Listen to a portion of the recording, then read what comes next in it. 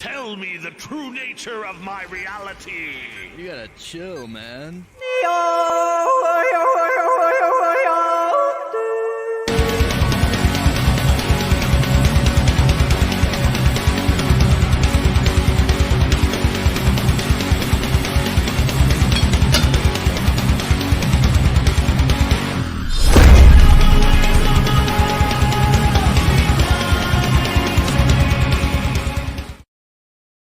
And welcome to another edition of the Big Dig Live. I'm your host, Michael Captain Hopalong Stewart. And tonight, our co host will be the Honorable Scott Howarth. Hey. So, April 28th, time seems to be just flying on by like crazy. At least it does to me, even though I'm kind of stuck at the house right now, but it still seems like it's flying by. But tonight we're going to get into Acts chapter 23. Here in a little bit, I'll have Scott to kind of give us a, what's the word? Kind of a setup, kind of recap a little bit of 22 to kind of get our minds engaged on that. And I'll hear shortly on that. Other than that, how was your week, Scott? What have you been into? What's been going on? We've been doing a lot of we do DoorDash. We run around people's homes and from restaurants to people's homes and deliver. Very much enjoy that because when people are out there, when it's like hand it to the customer, they love to see you coming. And I have never had a bad experience yet of people receiving food. Yeah. So, but we've been doing a lot of that this past week. Just trying to help save up some money for some upcoming things. Yeah. But what I've been keeping my eye on over the last couple of days is these storms that have been rolling through Nebraska and Iowa. Yeah, I thought about you because that's your old stomping grounds, if you will. It is. Yeah, I was born in Omaha. I'm a Nebraska Cornhusker. My blood bleeds Cornhusker red. Yeah. But then I grew up in Iowa. And so all of that, and I'm used to, well, not used to, you never get used to tornadoes and such, but I've been through several of those, but it was some pretty severe stuff that was rolling through there and, praying for some people and being on Facebook, checking out, what my friends are saying in those areas. But yeah, there's some pretty hard hit stuff over there. That's kind of one of the most recent things that I was chasing around the last couple of days. Yeah. I was doing the same. Of course, for a lot of people know that I call myself a weather nerd.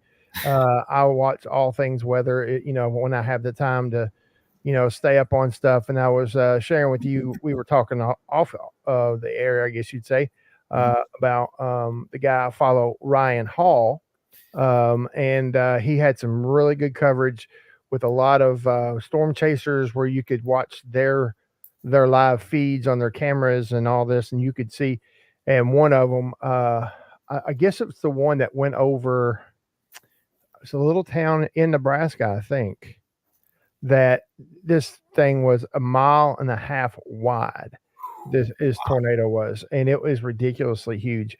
And they just kept popping and popping, one after another. And some of them were going over the same areas or thereabouts, and so it evidently the atmosphere, all the different variables were just right for it to be what it was. And so our hearts do go out to those folks. Bowling Green is no stranger to a stronger tornado. We had that back in just a few years ago before y'all got back, but It was a rough one. We had our eyes on that from afar. We were watching that too.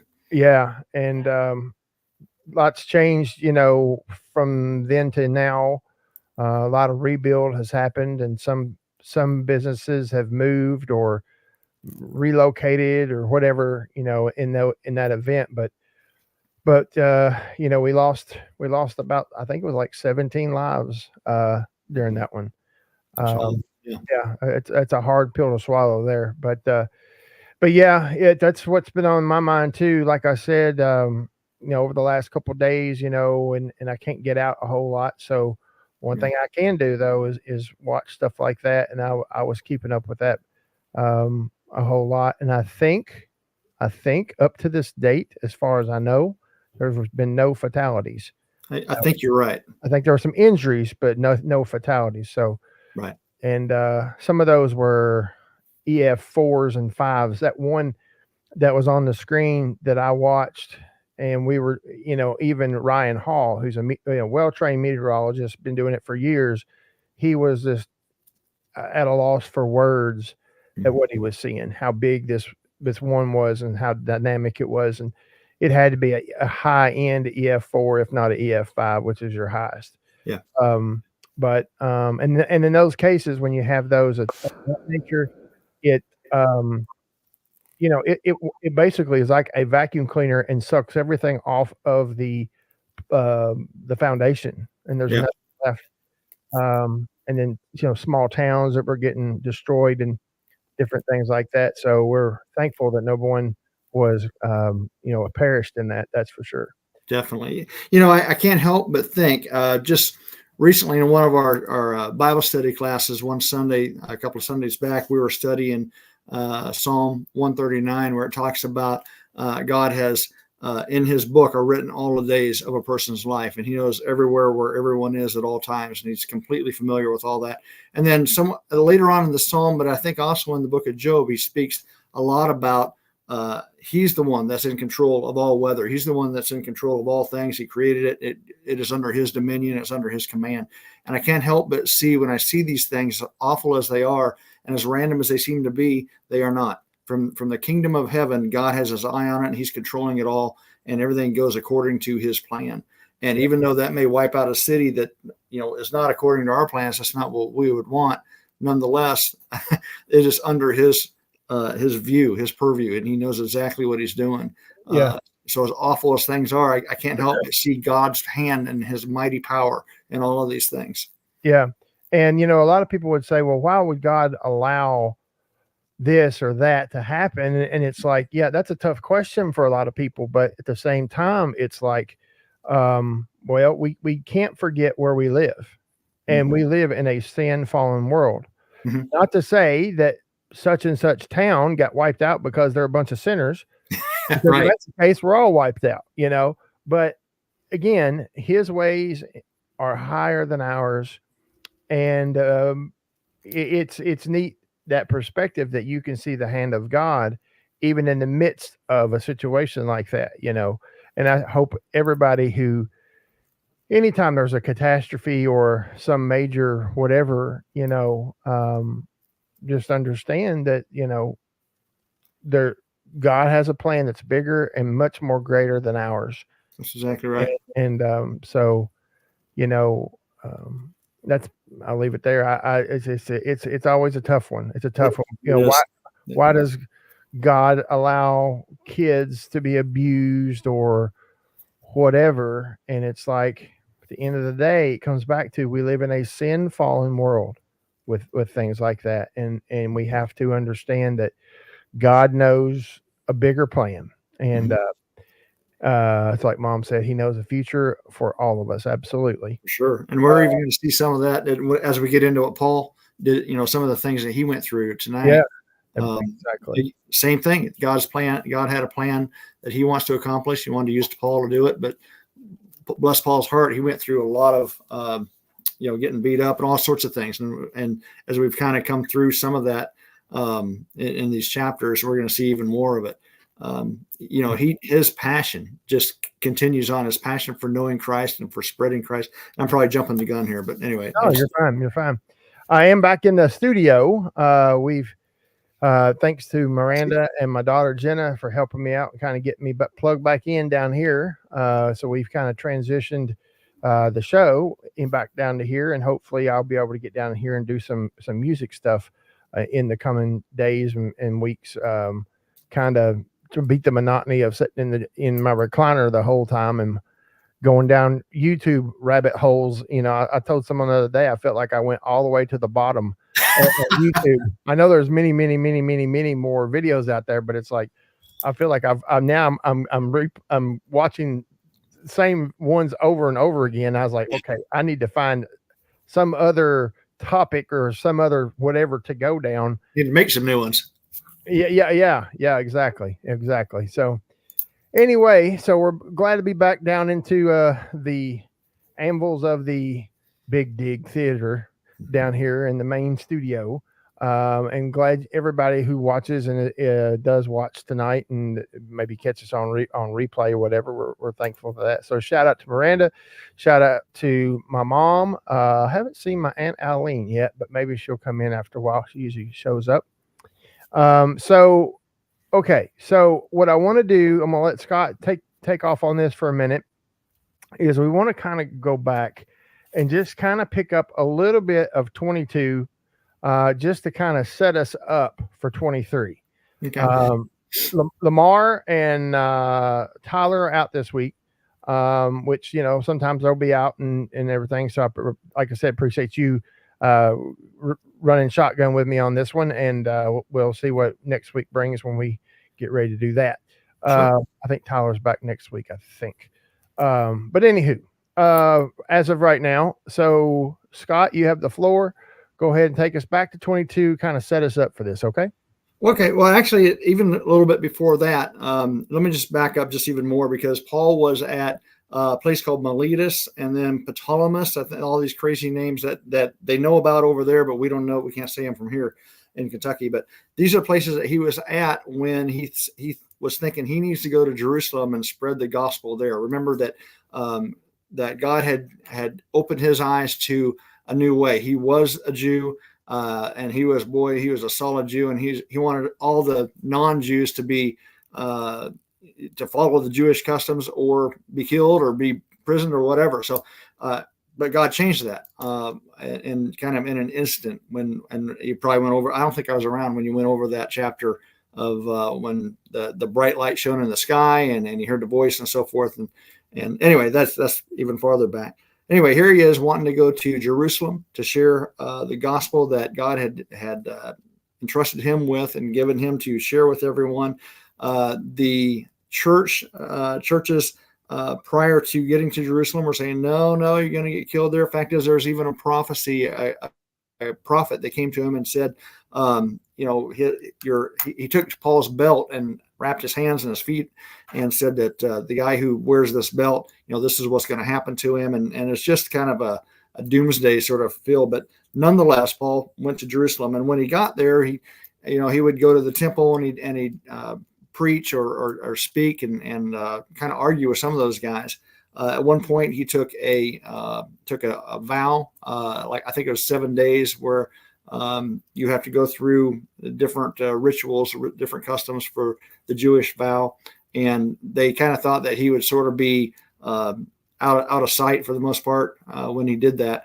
But nonetheless, there were some people that had been following him along through his missionary journeys. They spied him and said, wait a minute, that's the guy.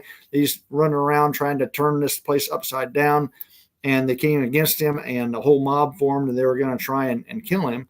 And so much so that the Roman commander said, what is going on? And came down, brought a bunch of guys, pulled Paul out of the mess.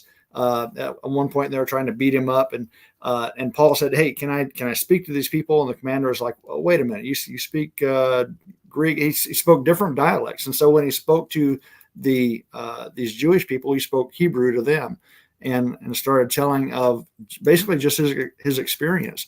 And they listened for a little bit, and he got to a point where they didn't want to hear anymore, and they come after him again. And so the commander took him up to the barracks, and I'm not sure what the barracks were, but apparently a place where the Roman military, safe place was, and kept him there.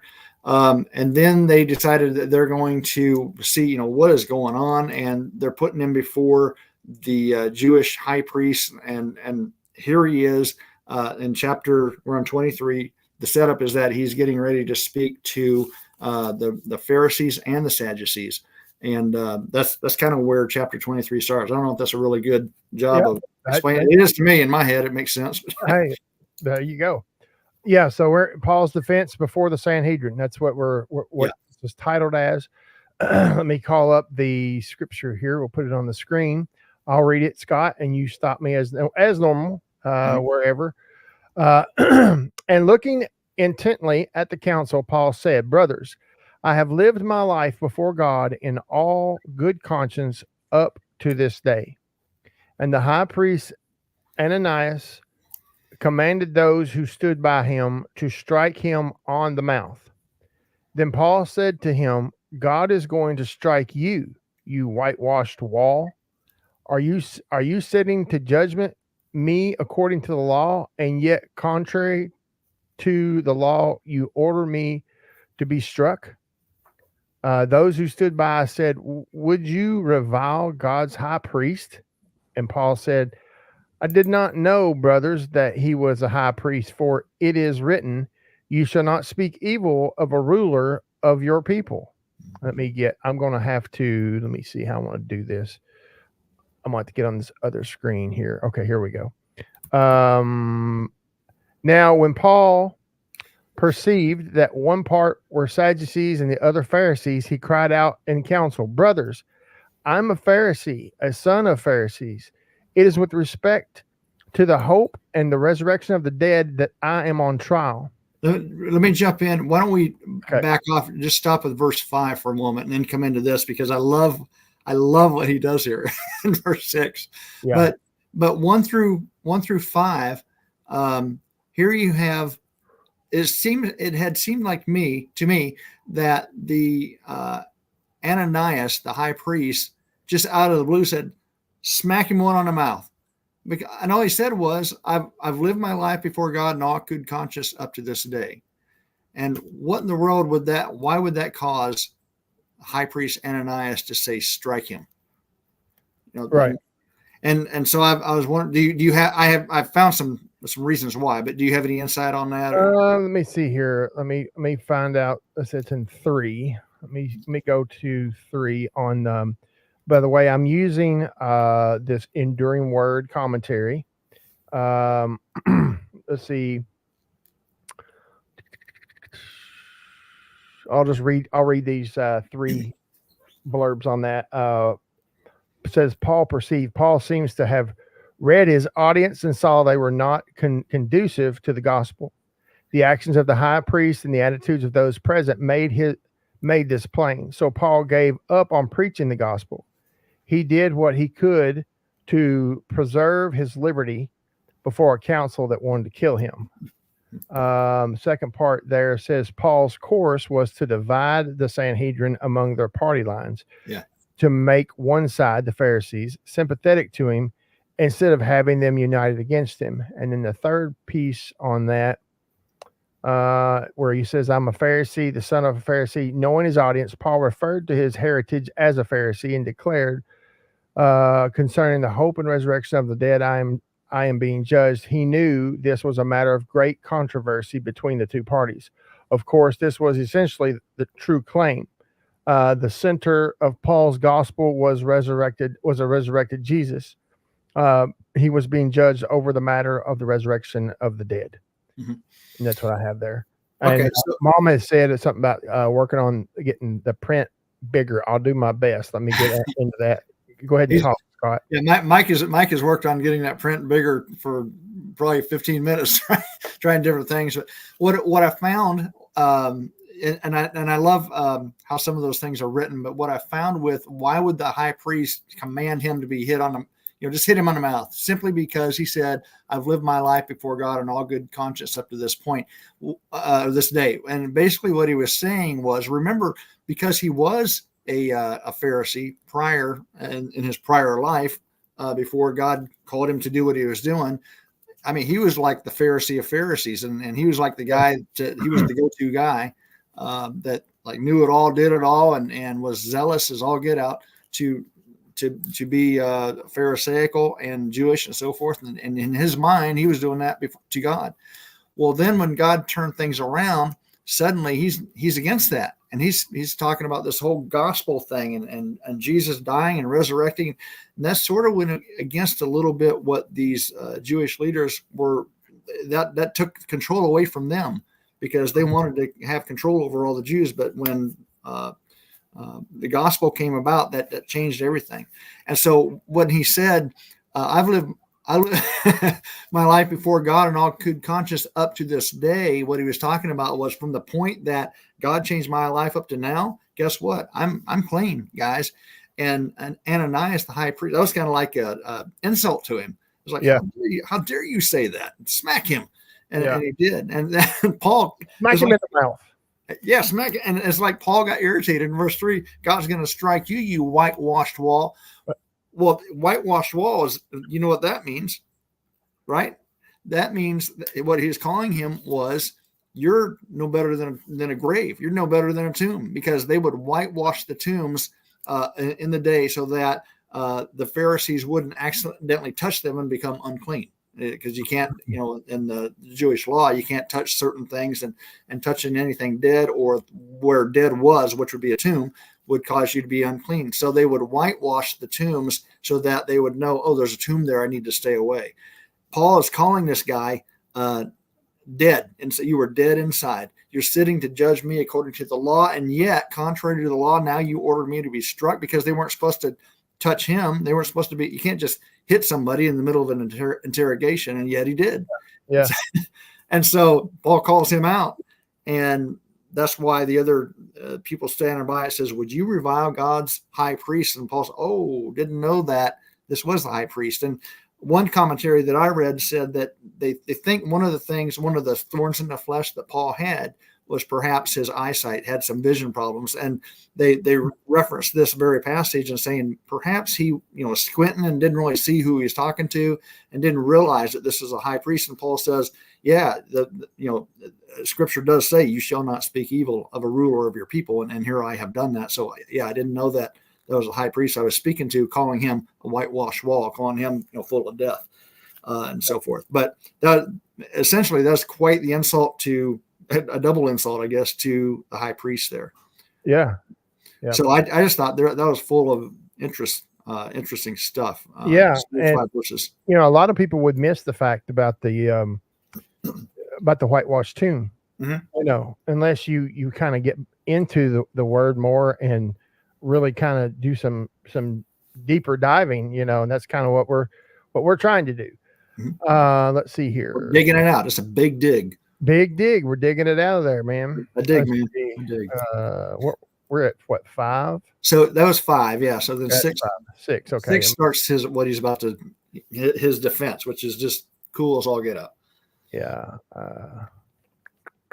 Now, when Paul perceived that one part were Sadducees and the other Pharisees, he cried out in the council, brothers, I'm a Pharisee, a son of a Pharisee.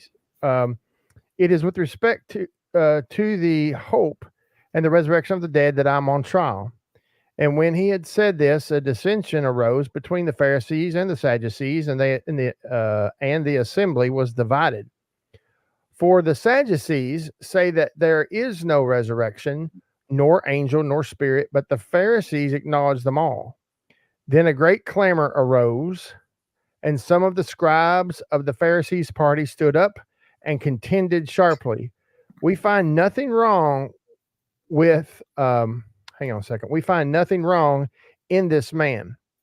What if a spirit or an angel spoke to him? And when the dissension became violent, the tribune, afraid that Paul would be torn to pieces by them, commanded the soldiers to go down and take him away from among them by force and bring him into the barracks. Okay, let's stop there just for a second. Okay. Just identify what he did. I just think this, because of who Paul is and because of the way he thinks, oh my word. So he says he sides himself with one of the parties that are there, the Pharisees. And there's Pharisees and Sadducees. He knows that they're both against him at the outset. And so he sides with the Pharisees and says, oh, by the way, I'm a Pharisee. And, and he starts kind of relaying and sort of buddying up with them. And they're like, oh, he's a Pharisee. Yeah. Sadducees, guess what? What he's saying is that the conflict that the Pharisees and Sadducees had with each other is greater than him being on trial at all. And he played into that conflict to kind of, for one thing, to keep himself safe. But I think in his mind, he's thinking at some point, everybody's going to settle down and I'm going to be able to speak.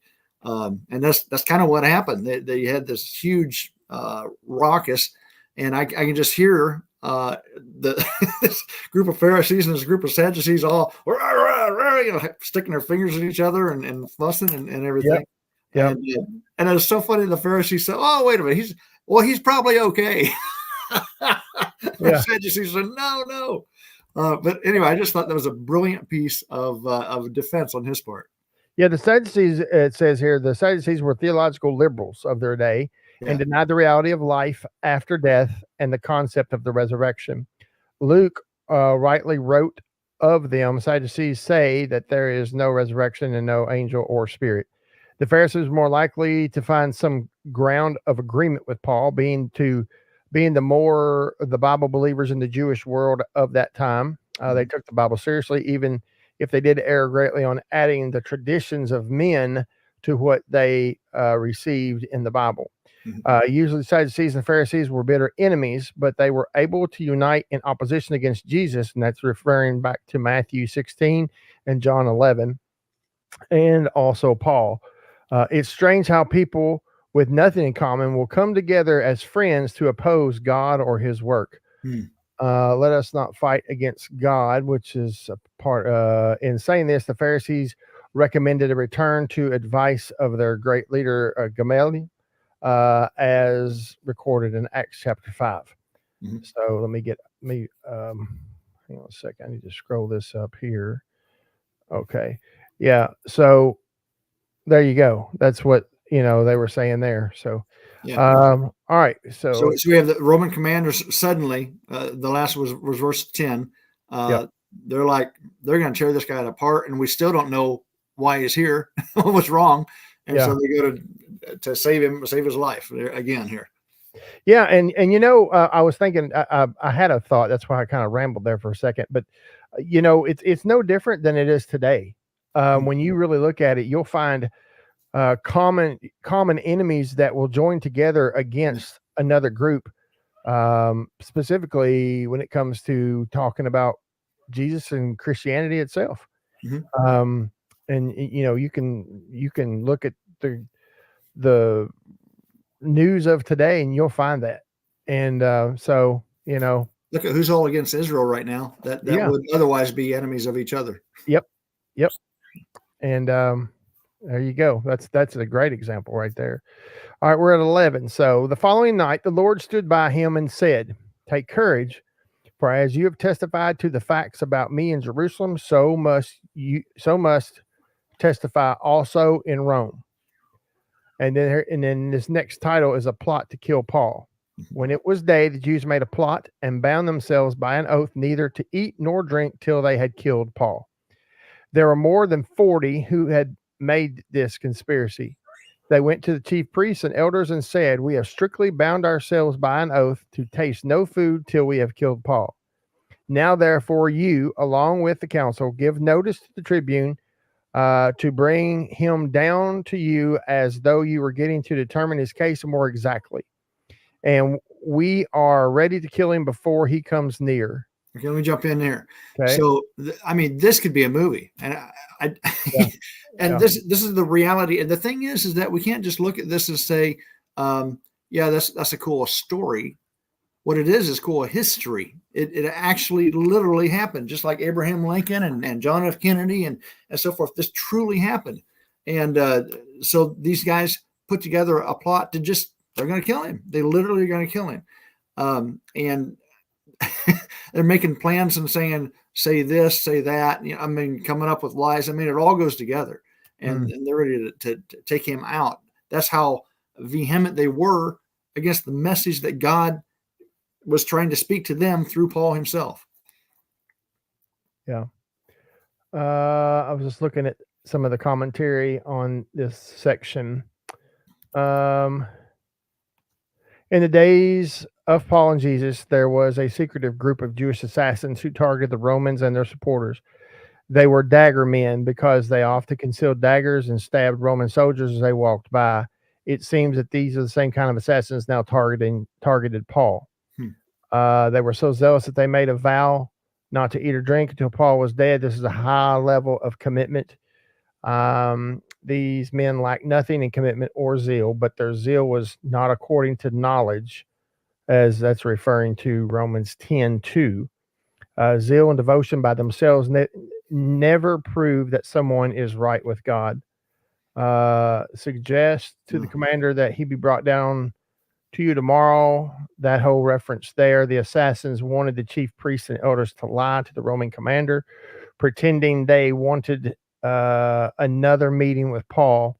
Their lie was a sin, and men who should have been committed to the law of God were instead happy to sin against him. They were zealous, but still willing to lie and sin to accomplish their supposedly godly goals. So, all right, let's get back over here. And we, at 16, now the son of Paul's sister heard of their ambush. So he went and entered the barracks and told Paul. So this is basically Paul's nephew. Correct. Paul called on the centurions and said, "Take this young man to the tribune, for he has something to tell him." So he took him and brought him to the tribune and said, "Paul, the prisoner, called me and asked me to bring this young man to you, as he has something to say to you." The tribune took him by the hand and, going aside, asked him privately, "What is it that you have to tell me?" And he said, "The Jews have agreed to ask you to bring Paul down to the council tomorrow, as though they were going to inquire somewhat more closely about him. But do not be persuaded by them, for more than 40 of their men are lying in ambush for him, who have bound themselves by an oath neither to eat nor drink until they've killed him. And now they are ready, waiting for your consent." So the tribune dismissed the young man, charging him, "Tell no one that you have informed me of these things." So basically, surprisingly, the way I look at it, it's kind of surprising that the tribune would listen to him, and he's kind of got the inside scoop of what's getting ready to happen. Yeah, and I'm curious about the age of this little guy. And I think it's important because apparently he was around when they were making these plans, but they were paying no attention to him whatsoever. Because if he's just like a kid or a teenager or something like that, like it didn't matter. And he went to, when he talked to the commander, what do they call it, the tribune, it says that he took him by the hand. And where is it? 19. The tribune took him by the hand and, going aside, asked him privately. And I can just see him. I don't know why he's being so kind to him, but I can just see him saying, "Come here, son," getting down one knee and getting him, eye to eye. Now tell me, what do you got? What's going on? And that's what I see. And I just think, God has put certain people in place on purpose, that exact where they need to be. So this little guy, I assume it's a little guy, was right there hearing all of these awful plans that were being made. Right. And when you think about 40 men, when you think about that, when two football teams play, you got 11 versus 11, and then you got the sideline of each of those. If all of those guys were on the football field facing you, both teams, that's over 40 men. That's what Paul would be looking at here, by the way, just to kind of get a sense of what 40 men look like. Yeah, and I'm thinking, this young guy, young boy, whatever he might be, that's a lot of courage that it took for him to, even though he had to believe in the cause. Yeah. And to go and deliver that message, he had to think, man, he's liable to, have me flogged or stoned or whatever. Right. But he held on to his part of the deal and did it, And apparently, Paul's sister and her son both went along with whatever Paul was saying. And we don't know if they were like great guns for him, or if they're just like, well, okay, Paul, if you say so. Yeah. I don't know. But nonetheless, they certainly apparently didn't want him killed. In the back of their mind, they're thinking this is not going to turn out real well. Right. I mean, right. As they say, blood is thicker than water. And it's like, this is her brother, that is in a bad situation, in the human sense. And, she sends her son, or he is told to go. Yeah. And it's like, wow, they're committed. Maybe, they're committed to the call, or they're committed to Paul, one or the other. And maybe it's both at the same time. Yeah. So interesting. Shout out to Ann Eileen. She got in here. So, said she's been watching but hadn't been able to comment. That's no problem. Glad you're here. All right. Let's go on. Are you ready to go on? Something else I was going to say. Yeah, go ahead. Talking about the little guy. Yeah. Excuse me. I'm trying to remember. It is kind of amazing that the Roman Tribune would bother to listen to him at all. This little guy, and yet he seemed. I mean, he was the the linchpin that kept Paul alive in a sense. If he didn't go, if he was not courageous enough to go to this Roman commander and say something, I mean, if he was afraid to or what, then in all likelihood, I mean, the plans looked like Paul would have went down there the next day and got killed. I mean, that was the plan. Yeah. Mom says, wonder what the Tribune thought. Evidently, he didn't want Paul killed. I think to me, he's kind of caught between a rock and a hard place. Yeah. I think at the end of the day, he doesn't necessarily want him killed. I think he's wanting to figure out what the truth is. That's kind of what I get too. It seems as though he's just trying to keep the peace. And here's this guy that they're all upset about. And I can't for the life of me figure out what has he done wrong. So he sends him back to the Sanhedrin, who still can't figure it out. And they're still angry. And we'll save him again. And I'm kind of wondering if he's thinking, maybe this guy's got something that they need to listen to, and maybe we just need to kind of keep him alive. And so maybe that had that figured into what this nephew was telling him. I'm not sure, but I am kind of wondering about that. I'm sort of getting that sense just from the way this reads. Yeah, most definitely. All right, let's see here. Let's see if there's anything in the commentary. We're past that.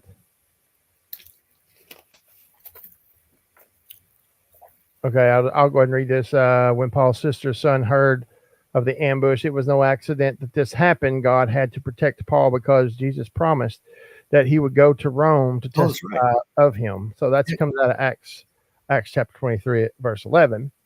Paul had committed no crime, yet he was a prisoner because the Roman commander suspected he might be a revolutionary of some kind. Paul had to be kept in custody until the facts of the case could be discovered. Okay. So let me slide up. They had to keep him alive. Yeah, pretty much. All right. So let me get over here, get back over here. All right. So Paul sent to Felix the governor. Then he called. I'm sorry. One more. Yeah, go ahead. Yeah. So, but the Roman commander said, "All right, let's just keep this between you and me. Don't tell anybody." Yeah. And so he's kind of trusting the young man to keep his mouth shut as well. I mean, I'm sure in the Romans, there was all sorts of backstabbing and double, what's the word I'm looking for? You say this, I'll do that. And then they turn on each other. But he was really entrusting this little guy to not tell a soul and for what he was about to do here. So that's just, to me, that's a cool setup to what he's about to say. Yeah. So Paul sent to Felix governor. Then he called two of the centurions and said, Get ready 200 soldiers with 70 horsemen and 200 spearmen to go as far as Caesarea at the third hour of the night. And also provide mounts to Paul to ride and bring him safely to Felix the governor. And he wrote a letter to this effect. All right, here we go with some of these fancy words here. Claudius Lysias, to his excellency, the governor Felix, greetings. This man was seized by the Jews and was about to be killed by them when I came upon them with the soldiers and rescued him.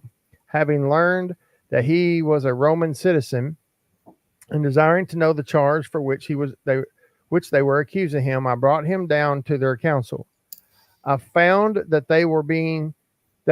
he was being accused about questions of their law, but charged with nothing deserving death or imprisonment.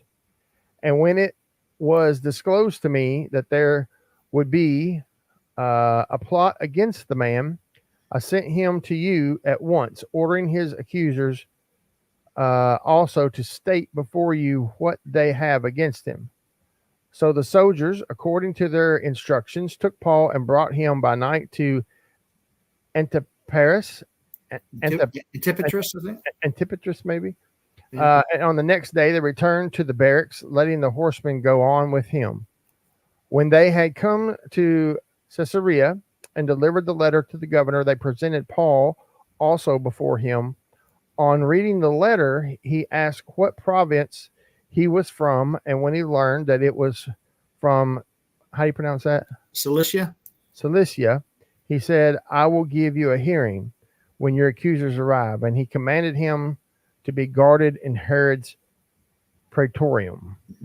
Now, I'm not sure what praetorium is, but I just saw, I was looking at that earlier. It's the governor's official residence. I got you. So yeah, he's in a good spot right now. He's in a safe house, I guess we call it, for present day safe house. He's not in Rome yet, but he's getting closer. Yeah. Mom says God's protection was what was with Paul through this whole thing. Absolutely. Yeah. And God, as he always does, is using specific people to make this happen.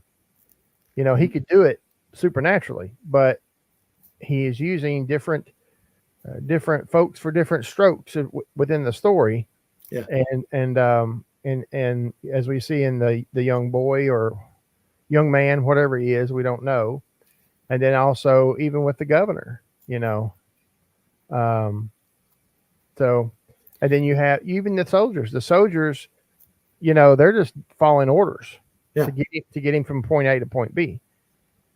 Mm-hmm. But, you know, even though they may not know it, but they're right in God's plan for how it's all playing out. So, yeah. And they aren't necessarily for God.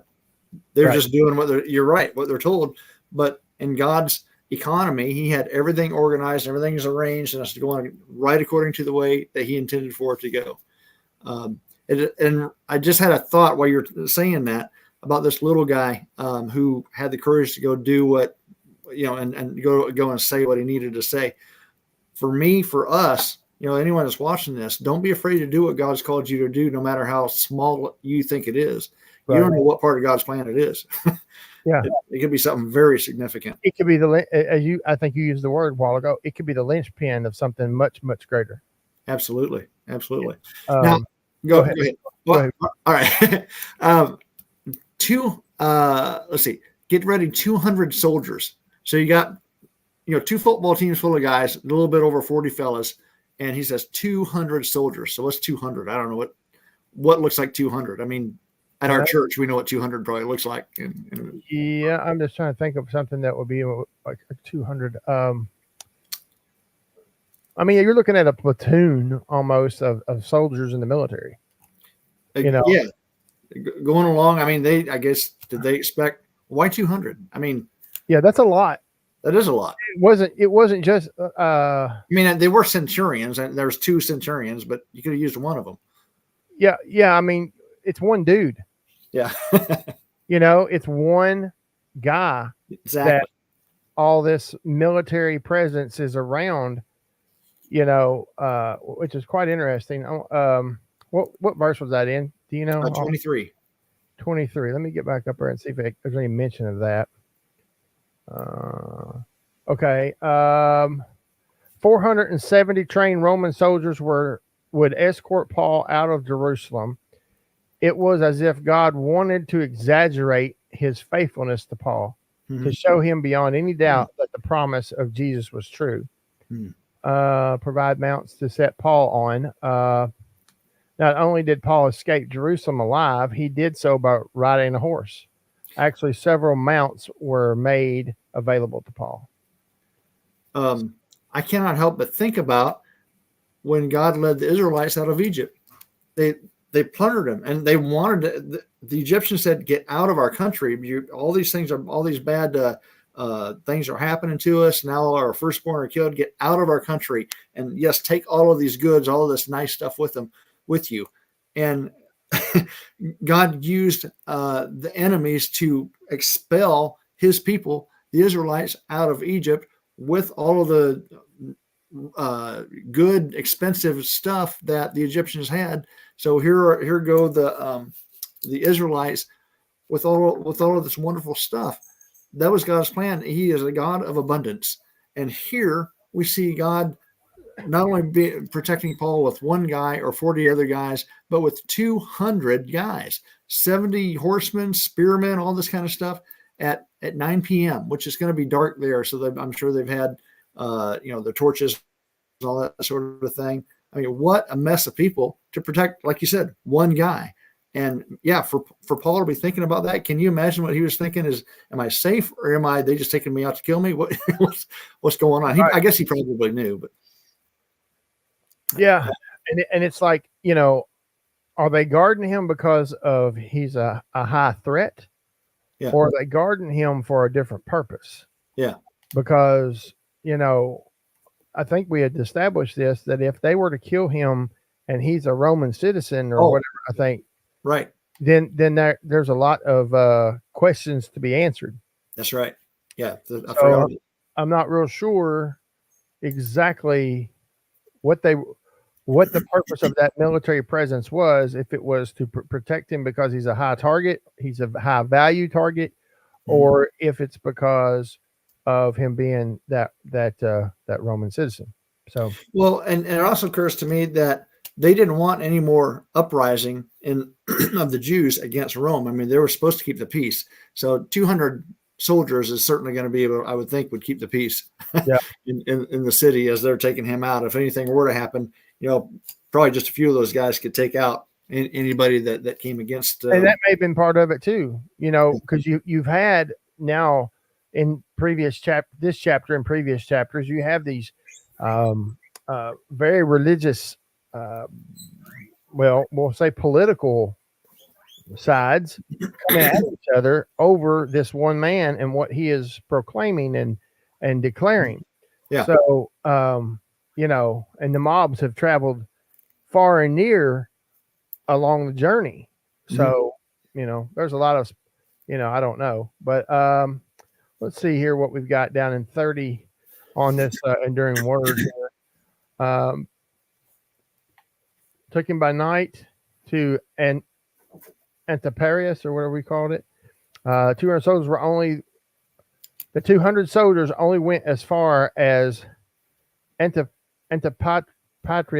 because of the most dangerous part of the road was only up to this point. Okay. Up to Antipatris, about 25 miles, the country was dangerous and inhabited by Jews. After that, the country was open and flat, quite unsuited for any ambush, and largely inhabited by Gentiles. Okay. Let's see. And I'll just jump in. That talks about verse 31. The soldiers, according to their instructions, took Paul and brought him by night to Antipatris, or whatever it is. And then on the next day they returned. So they had to camp overnight in that area, probably right on the border, right on the edge of where the Jews were, and where it broke into just these flatlands. Mm-hmm. But I mean, they had to stay overnight, which in my mind could be very not volatile, but risky. Yeah. Paul made it out of Jerusalem and to Caesarea on the coast. The plot of the 40 assassins failed. Mm-hmm. Some wonder if the men had made a vow of fasting died because they failed in their mission to kill Paul. I just thought of that. Yeah. This was probably not the case. Ancient rabbis allowed for 4 types of vows to be broken: vows of incitement, vows of exaggeration, vows made in error, and vows that cannot be fulfilled by reason of constraint. Exclusions allowing for almost any contingency. And that's cited by Longenecker. It's a citement by, I guess, some scholar that last name Longenecker. Okay.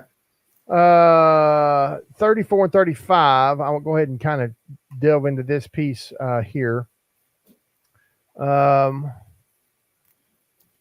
So when he understood that he was from how do we pronounce that again? I was waiting for you to ask. Cilicia? Cilicia. Yeah. Perhaps Felix hoped that Paul came from some place that required that someone else hear his case. Apparently, learning that he was from that word meant that Felix would indeed be responsible to hear and to rule on his case. And then it says, I will hear you when your accusers have come. This would be Paul's first opportunity to speak to someone at this level of authority, the governor. This was the beginning of the fulfillment of the promise made to Paul some 20 years earlier that he would bear the name of Jesus to kings. That's in Acts chapter 9, verse 15. Yeah. And then the final piece, and he commanded him to be kept in Herod's praetorium. This began a 2-year period of confinement for Paul in Caesarea. After that, he spent at least 2 years in Rome. Taken together with travel time, the next 5 years of Paul's life were lived in Roman custody. This was a striking contrast to his previous years of wide and spontaneous travel. And then there's 2 little excerpts. Paul lived many years with great freedom and had to trust the promises of God through those years. Yet he also had to trust the promises of Jesus in his years of little freedom, and to know that God could work just as powerfully through those more difficult circumstances. And then the final piece, Paul needed to receive the promise of Jesus, both promises from 20 years before and promises recently made, to receive them with confident faith, allowing those promises to make a difference in how he thought and even felt. Every believer must do the same. So I want to read that again. Okay. Paul needed to receive the promise of Jesus, both promises from 20 years ago and promises recently made, to receive them with confident faith, allowing those promises to make a difference in how he thought and even felt. Every believer must do the same. Yeah, I mean, that last piece right there. Receive them with confident faith and allowing those promises to make a difference in how one thinks and feels. And I think, to kind of put a bow on this a little bit is all this story points us back to our faith. Our faith must have a high level of confidence, and that it should, if our faith is confident, then it should change how we think and feel. And you operate under a different umbrella, if you will, and how you handle circumstances, difficult circumstances or whatever. Mm-hmm. That's what I would say. I think the faith in what we are told from God and what Paul was told by God allows for that confidence to come about. I think there's a direct, what's the word I'm looking for? A direct parallel there, not parallel, but correlation. Say again? Correlation. Thank you. As much faith as you have, that's the amount of confidence you have. I guess correlation isn't really what I was looking for either. No, I see what you're saying though. Equal amount. But I also can't help but think of back when Paul lost his eyesight. God appeared to him on in Damascus Road, and he lost his eyesight, and he said, "You're persecuting me, God." But later on, was it Ananias? Is that the guy that Paul had to go stay with for a little while before he could get his sight back? Mm-hmm. And he didn't want him. He didn't really want him to stay with him. He says, "Do you know who this guy is? He's killing all the believers and so forth." But God said, "I will show him how much he must suffer for my name's sake." And already we've seen Paul suffering for Christ, for God's name's sake. He was getting beat up by the mob in 22 or 21, one of those chapters. Yeah. And now he's, being carried away. But this is kind of in relation to where he was, I catch that. This is a little bit more ease and a little bit more protected. And nonetheless, he is suffering for Christ's name's sake. And suffering just goes along with who we are. And when we become Christians, when we when we follow Christ, that's going to be, just part of the deal. It doesn't get us out of anything. And someone says, well, then why become a Christian? And I say, well, would you rather just suffer without being a Christian on your own and try to figure it out yourself? Because God has a plan. I'd rather go with God's plan and suffer than try and go with my own plan and suffer, and by the way, God has a really cool retirement plan from this earthly plan as well. Mom says, isn't confidence the same as trust? Ponder upon that a moment. I almost look at it too. Maybe I'm wrong. I look at it two different ways. Confidence is kind of like the example of if my son or daughter at 2 years old jumps off the bed and I catch them, they trust me. Mm-hmm. Prior to that, there has to be a level of confidence, but the act of jumping is what, to me, invokes the trust.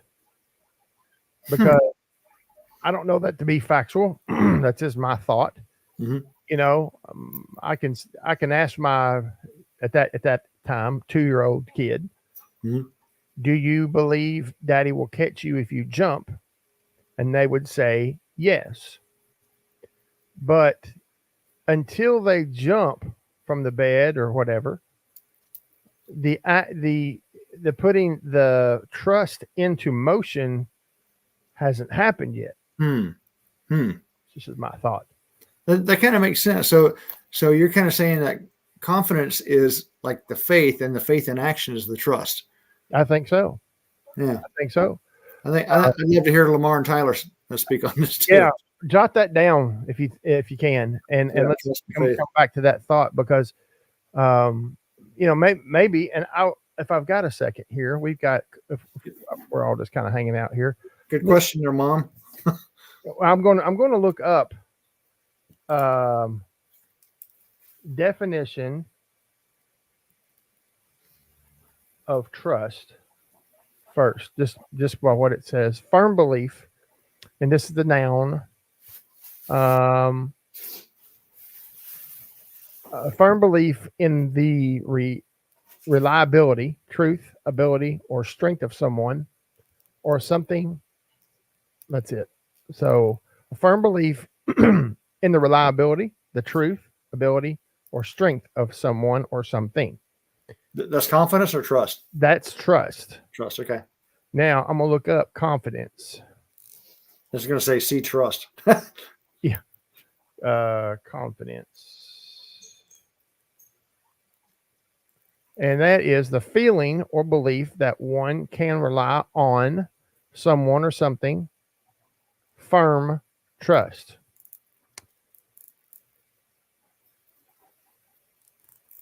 So confidence is the belief that one can rely on someone or something. So it kind of goes back to what I said.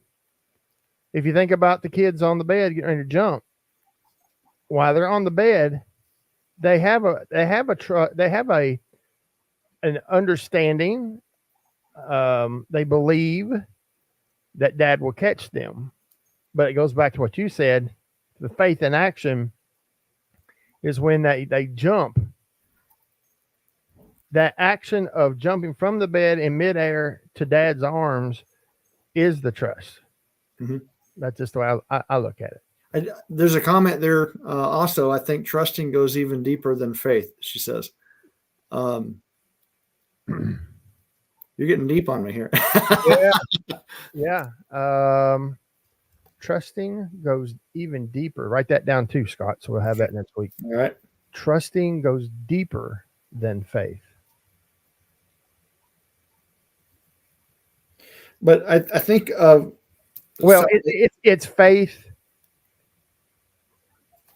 It's the flourishing of the faith, which equals trust.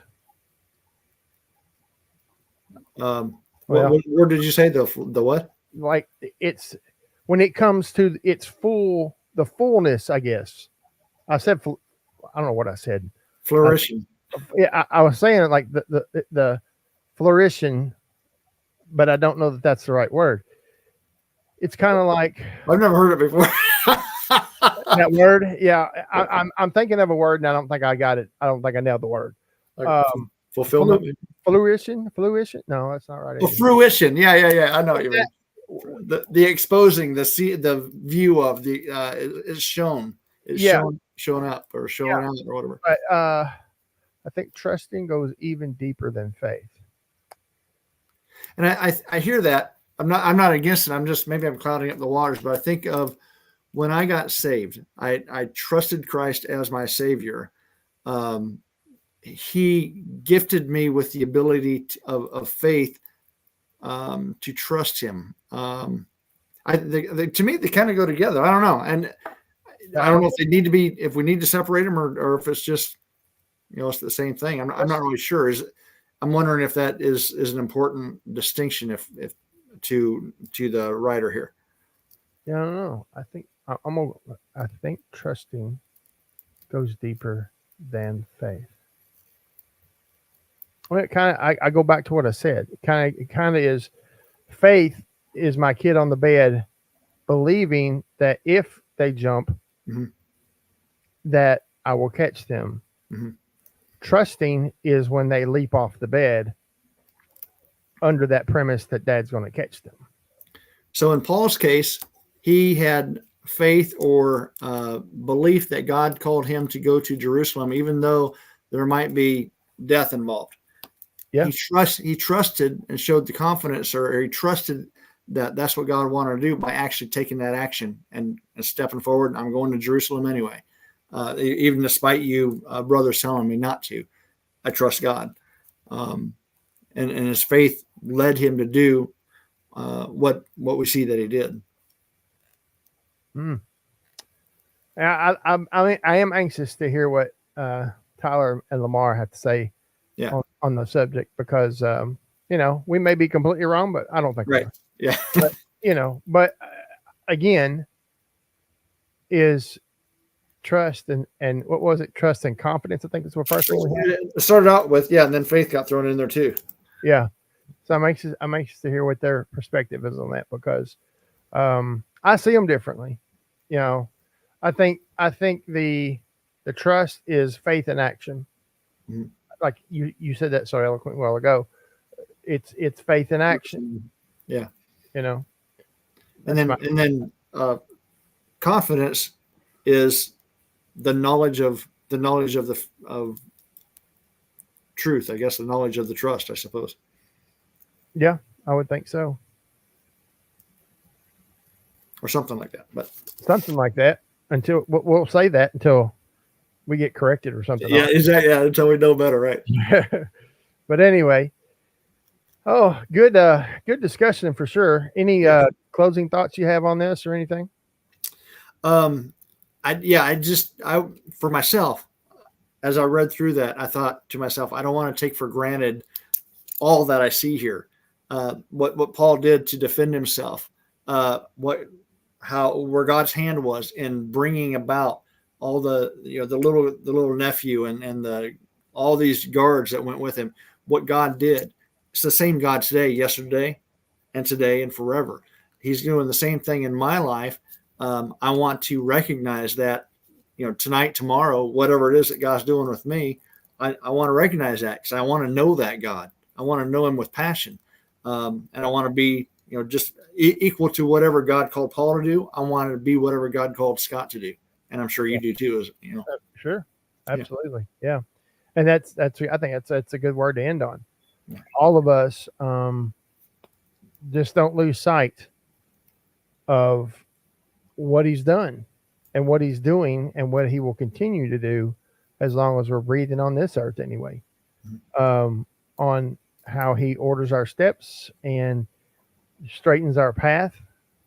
Sometimes the path is straight. Sometimes we go through curves in the road, but I think they're all for his glory. Yeah. And we can learn from them. and all. So I just encourage everyone to kind of let's read up on 24 for next week. 24. We'll come back and discuss the deep theological, philosophical things we just wrote down. We can get the guys back in here and bat that around a little bit as well. So be praying for Nebraska and Iowa. And I was Oklahoma too, I think. I think, yeah, Oklahoma was getting hit today a little bit too. And I think they got hit a little bit last night as well, but not to the severity of what Nebraska was getting hit with in Iowa. But still yet, devastating to families and all that. So all the tornadoes and stuff, just be in prayer for those people. And I guess that's it for tonight. So Scott, thank you again for coming in and like I said, riding shotgun and doing a great job with that. And thanks for putting up with me. I was shooting the shotgun off quite a bit. Well, you're doing great, man. You're doing great. It's exactly what I want there. As far as stop me when I get to reading too much and we've got some points to bring out. By all means, stop me. I've always said that. But so next week we'll be. I think Tyler. I think we'll be back next week. Maybe Lamar. I'm not sure on him yet. Scott, hopefully you can come back too. I don't know what your circumstances are or situation, but we'll be talking this week and figure out who's going to be here, whatever. And yeah, so Acts chapter 24 for next week, and we will see you next time on the Big Dig Live. Yes. See you later.